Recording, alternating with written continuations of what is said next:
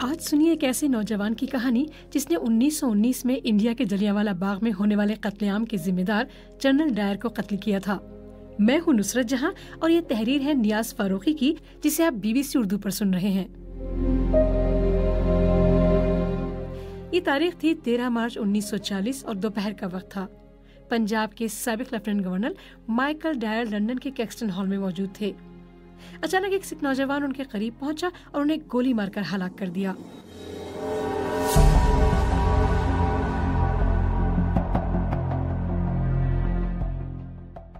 गोली चलाने के बाद उस नौजवान ने वहां से भागने की कोई कोशिश नहीं की और वो वहीं मौजूद रहा। इस नौजवान ने बिलाखिर अपना बदला ले लिया, जिस मकसद के लिए वो 6 साल पहले 1934 में अमृतसर से लंदन आया था।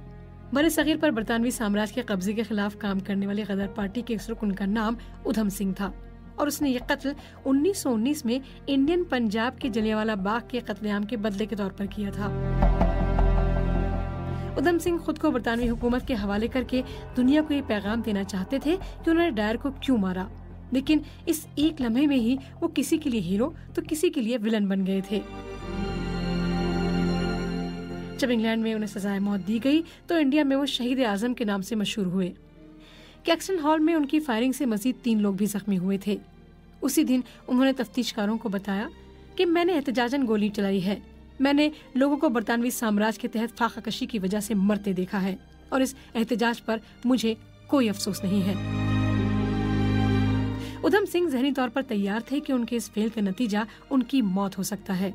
उन्होंने कहा, मुझे कोई परवाह नहीं, मुझे मरने का कोई डर नहीं, बूढ़े होने तक मरने का इंतजार करने का क्या फायदा, आपको जवानी में ही मरना चाहिए और मैं यही कर रहा हूँ। मैं अपने मुल्क के लिए अपनी जान दे रहा हूँ।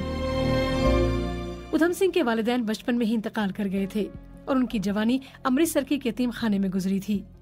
20 साल की उम्र में उन्होंने जलियांवाला बाग का वो कत्लेआम देखा था जिसमें सैकड़ों अफराद हलाक हुए थे।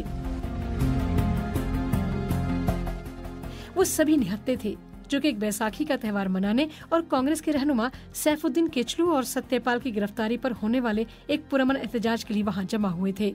इस बारे में फौजा सिंह अपनी किताब eminent freedom fighters of Punjab में लिखते हैं कि उधम सिंह रत्ना देवी नाम की एक औरत के शोहर को बचाने के लिए वहां गए थे। फौजा सिंह लिखते हैं कि उधम सिंह ने वहीं पर कसम खाई थी कि वो जनरल डायर को सजा देंगे। जलियांवाला बाग के इस वाक़े की 2 दहाइयों के बाद उधम सिंह को आखिरकार इस कत्लेआम का बदला लेने का मौका मिला था। हिरासत में लिए जाने के बाद अपने हमवतनों में इत्तेहाद का पैगाम देने के लिए उन्होंने अपनी शिनाख्त राम मोहम्मद सिंह आजाद के तौर पर बताई और जोर दिया कि उन्हें सिर्फ इसी नाम से जाना जाए।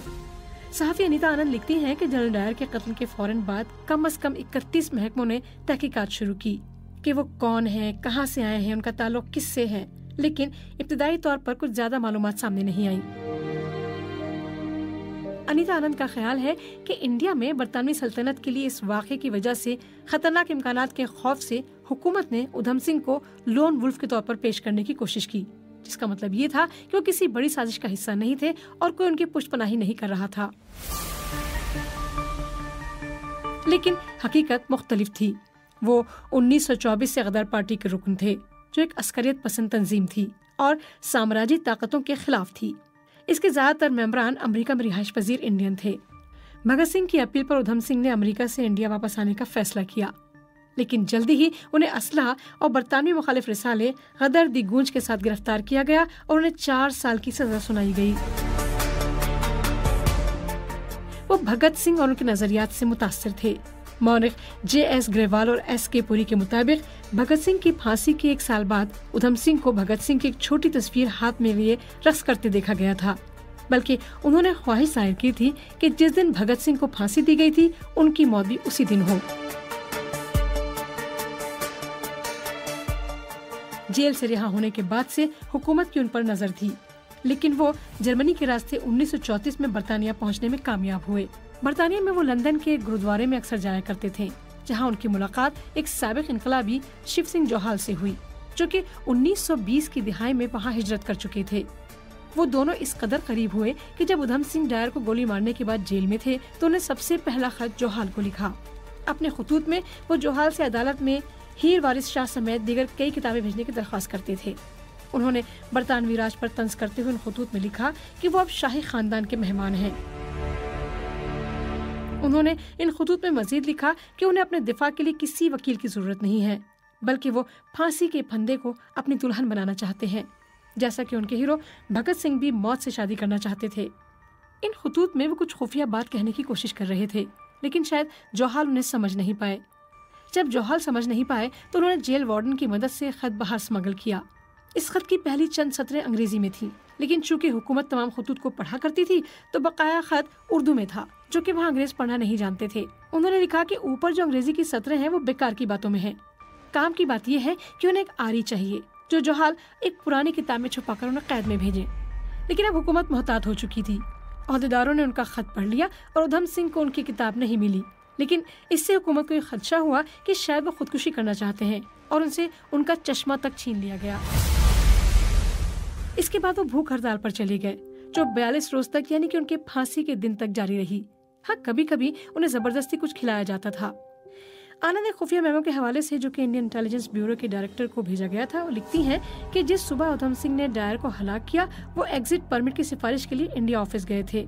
इस मेमो के मुताबिक दरअसल वो वहाँ इंडियन मुशीरों में से एक हसन सरवरी से मिलने गए थे, लेकिन वो उस वक्त वहाँ मौजूद नहीं थे। वहाँ से रवानगी से पहले उधम सिंह ने एक नोटिस बोर्ड देखा जिसमें 13 मार्च की दोपहर को ईस्ट इंडिया एसोसिएशन और सेंट्रल एसोसिएशन सोसाइटी के एक मुश्तरका इजलास का ऐलान किया गया था, जिसमें डायर आने वाले थे। वो सीधे इस इजलास में पहुंच गए। जनरल डायर और दीगर मुकर्रिरीन अगली सफ में बैठे हुए थे। सिंह हॉल के दाएं हिस्से में खड़े हो गए। इजलास खत्म होते ही वो तेजी से आगे बढ़े और अपनी बंदूक की तमाम 6 गोलियां उनके जिस्म में दाग दी।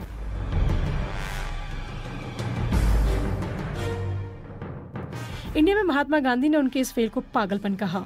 शुरुआत में नेहरू ने भी इस पर मनफी रद्देमल जाहिर किया था, लेकिन बाद में कहा कि उधम सिंह ने हमारी आजादी के लिए फांसी को गले लगाया है। लेकिन कांग्रेस के नौजवान रहनुमाओं ने पार्टी के सालाना इजलास में सिंह की हिमायत में नारेबाजी की और पंजाब असेंबली में पार्टी के नुमाइंदों ने उधम सिंह की मजम्मत करने से साफ इनकार कर दिया। उन पर कत्ल का मुकदमा शुरू होने से पहले बरतानी हुकूमत को तशवीश थी कि उधम सिंह इस मौके को अपने नजरियात की तशहीर के लिए इस्तेमाल करेंगे। हुकूमत ने खबरों को कंट्रोल करने की कोशिश की। मसलन हुकूमत हिंद के सेक्रेटरी ऑफ स्टेट ने गवर्नर जनरल को लिखा कि खबर रसाई एजेंसी रॉयटर्स के साथ उनकी बात हो गई है और हम सेंसरशिप ब्यूरो के साथ मिलकर दूसरे चैनल्स के जरिए पैगामात को रोकने की जो मुमकिन हो सकेगा कोशिश करेंगे। जबकि बरतानवी हुकूमत ने बयानात पर काबू पाने की कोशिश की।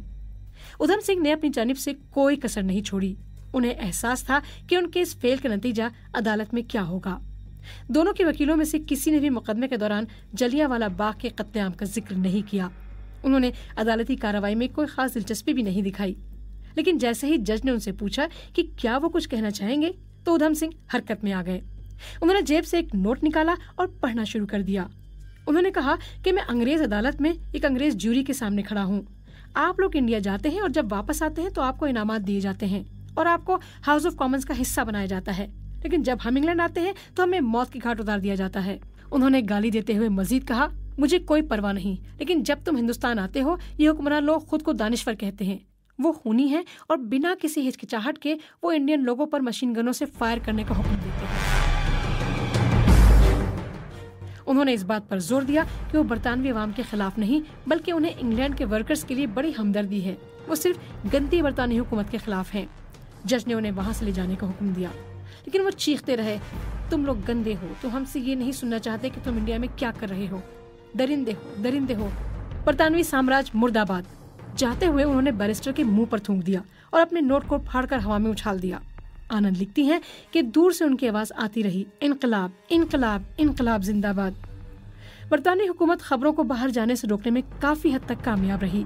प्रेस ने उधम सिंह के आखिरी अल्फाज को रिपोर्ट नहीं किया। उनके केस से मुतालिक बेशतर कागजात को 100 साल तक सील करने का हुक्म दे दिया गया। बरतानी हुकूमत की बरसग़ीर से रुखसती और इंडिया की तकसीम से तकरीबन 7 साल पहले उधम सिंह को 31 जुलाई 1940 को फांसी दे दी गई। उनके बचे कुचे सामान को उनके दोस्त जोहाल को वापस कर दिया गया, लेकिन उनकी राख उन्हें नहीं दी गई। 1974 में बरतानिया ने उस वक्त की इंडियन हुकूमत के इसरार पर उनकी राख इंडिया वापस लाने की इजाजत दी। राम मोहम्मद सिंह आजाद की आखिरी रसूमात एक पुजारी, एक मौलवी और एक ग्रंथी ने अदा की। उनकी राख का एक हिस्सा सतलुज नदी पर बिखेर दिया गया, दूसरा हिस्सा मुख्तलिफ मज़ाहिब से वाबस्ता मकामात पर बिखेरा गया और बाकी हिस्सा जलियांवाला बाग में रख दिया गया।